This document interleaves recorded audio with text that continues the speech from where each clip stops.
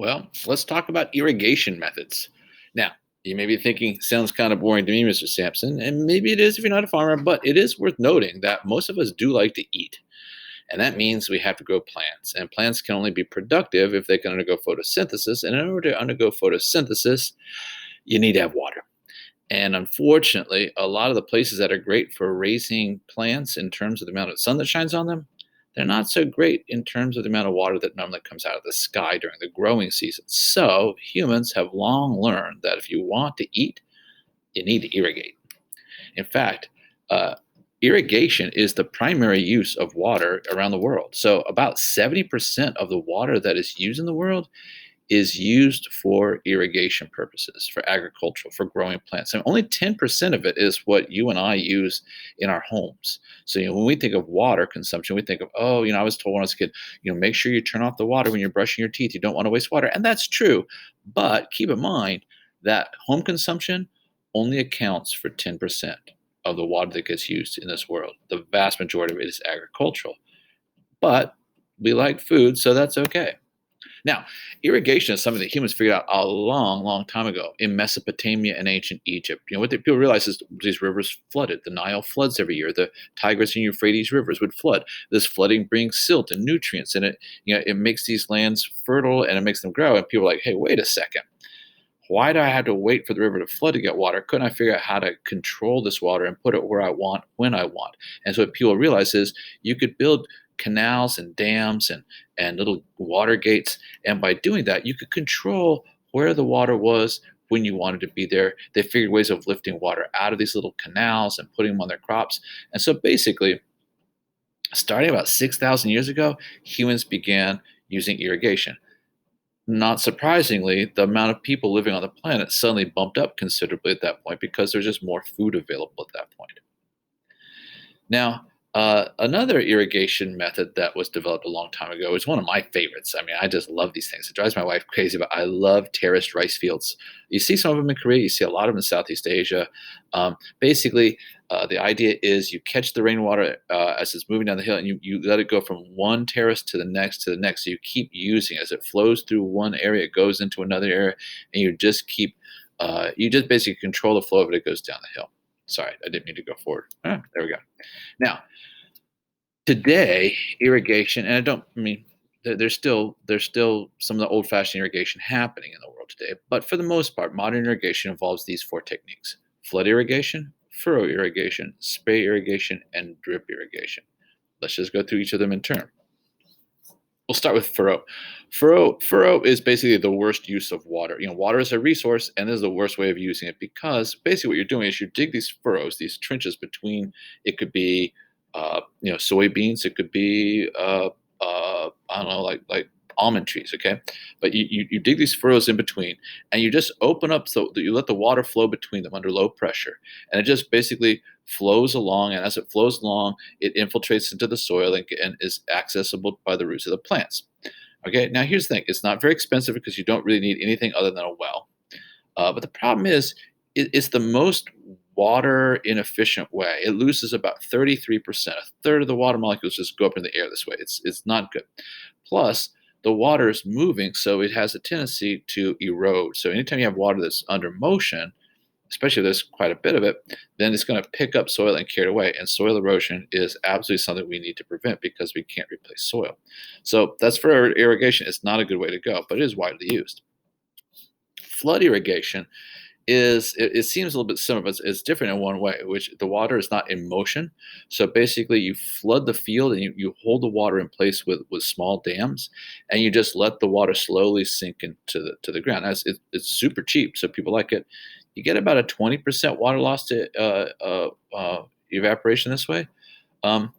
But one thing is it can lead to waterlogging of the soil, which means all the pores filled with water and there's no oxygen available to the roots of the plants, and that causes a host of problems. So what most farmers use today is a technique called spray irrigation. So spray irrigation is expensive and it involves a bit of technology, but it's the most widely used form. So basically, what you do is you put the water under high pressure and you spray it out of these little nozzles, and it comes out as a mist. And so it's a little bit more efficient of water. It does evaporate a little bit less than the other two methods I mentioned, but you're still losing about a quarter of it. Uh, but one thing, it makes like little like drops on the leaves because it's falling down from above, and that can sometimes cause a little bit of crop damage. It's like a magnifying glass that burns little holes in leaves. But farmers don't mind that because overall they find that it is a fairly efficient use of water and it gets their plants to grow. Now, the most efficient way is called drip irrigation, but it's also the most expensive. So with drip irrigation, you have almost no loss to evaporation. You basically have these pipes that go out into the field with an individual hole for each single plant. And so you're only putting a little bit of water to the roots of each plant. You're very, very much conserving water this way. Almost none is lost to evaporation. There's very little, therefore, damage to the soil as a result of this. There's no salinization. You're not leaching nutrients. It's just a great way to go, but it's just really expensive. That's why a lot of people don't do it. Although I've noticed it's used quite a bit here in Korea. So, what are some of the problems that we encounter because of irrigation? Okay, so basically it comes out of this.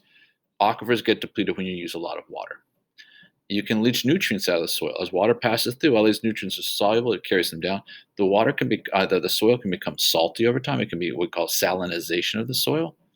Soil can become eroded away, and it can become waterlogged. Let's look at each of these in turn. So, aquifers. So, when I dig wells, what happens is I start pumping water out of the wells, and basically the aquifer drops as a result of that. And so, basically, here's my irrigation.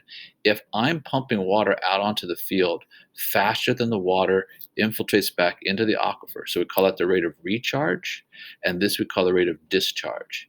If the rate of discharge onto my fields is greater than the rate of recharge into the aquifer, I'm eventually going to run out of aquifer. Okay, that's called aquifer depletion. That's what's happening to the Ogallala aquifer, which is the main aquifer that supplies much of the central part of the United States. Speaking of which, okay, so here it is. Here's the Ogallala aquifer. You can't tell from this, but this basically extends from like Kansas and Nebraska down into Oklahoma. I don't know my middle states very well. I wish I had a map on top of this. But basically, what happens is if you're pumping water out faster than it recharges, then what's going to happen is you're going to end up with a decrease. And you can see that regions of this have huge, 25 meters or more of drop over time as a result of the fact that they're recharging slower than they're being discharged. Another problem that we get is the leaching of nutrients from the soil. So when you put water, so I like now this artwork. I did not steal from the internet. I made my own artwork. So here's my nutrients. Okay, we're talking about phosphorus, nitrogen, potassium. And what happens is these things are water-soluble ions. So when water comes on it, the water moves down, and as it moves down, these things are water-soluble, so it carries them downwards.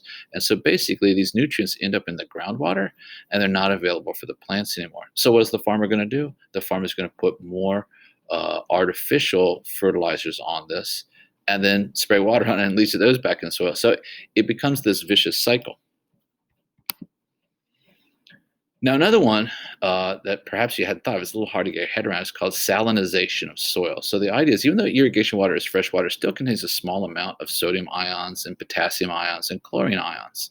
And so even though there's very, very little of that, because there's a high rate of evaporation, I keep spraying it on. What happens is if the evaporation carries the water away before it can go all the way down into the aquifer, and this happens with spray irrigation, what happens is you end up forming salt crystals at the surface because you just get this buildup of sodium and chlorine and potassium at the surface, and as a result, then you get this crust of salt that forms, and then plants can't grow because the osmotic pressure is too high. You've probably done an experiment when you were in biology where you took a potato and put it in salt water and saw it shrank. Okay, well that's basically roots. Okay, so basically when the soil becomes too salty, the roots can't live. The cells desiccate, they dry out. Water flows the wrong way. Instead of flowing into the root, it flows out of it to try to decrease the concentration of the salt.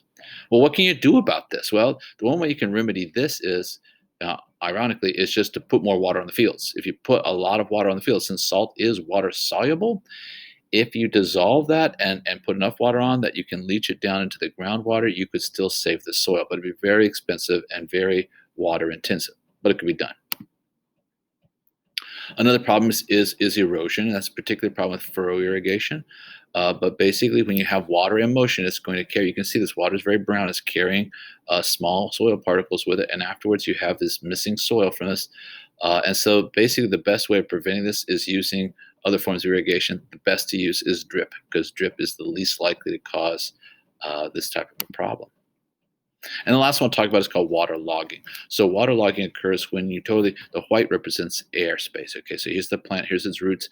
Now what happens is the roots are able to take water away from that's adhered to the surface of these particles, and bring it into the plant. But these cells that are in here need oxygen. They have to breathe, and so there's air in here, so there's oxygen here. These cells can breathe, so the plant can live. But what happens is if you waterlog the soil, and usually this happens if you put a lot of water in and it's not able to drain very well because it's not a very permeable soil type that has a lot of clay. What happens is uh, now it's just like you would drown if you were underwater. The roots basically drown. They can't get oxygen. So the roots tend to die because they can't breathe, and then the plant is going to die back. But not only that, what happens is we also tend to lose not just the plants that we planted, we also tend to lose our nitrogen fixing bacteria because nitrogen fixing bacteria tend to be aerobic bacteria, whereas denitrifying bacteria, ones that take nitrate and put it back into the atmosphere, those tend to be anaerobes, so they don't need oxygen. So in this environment, the aerobic bacteria, which engage in nitrification, nitrogen fixing, they do fine.